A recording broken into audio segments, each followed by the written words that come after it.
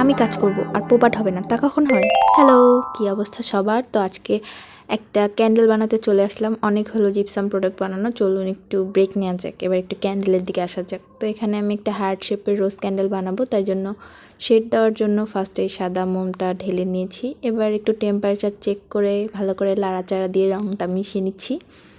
এটা আসলে dark orange colour. দেখুন আমি কীভাবে পোপারটা করে, এই যে দেখছেন, মোল্ডে না পরে সব নিচে পড়া লাগে, এটা কোনো কথা? আমার আসলে হাতে পায়ে লক্ষ্মী। এই যে না শুকাতে এবার মোল্ড আউট করতে চলে এসেছি। এবার দেখবেন আর এক কাহিনী হয়। এই যে দেখতে পাচ্ছেন ফার্স্টেই পাপড়িটা ভেঙে ফেলেছি, দেখা যাচ্ছে অবশ্য।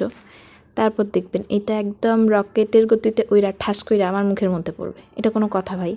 তুই ভাঙলি ভাঙ, তোকে আবার রকেটের মতো উড়া লাগবে, এই হচ্ছে কাহিনী।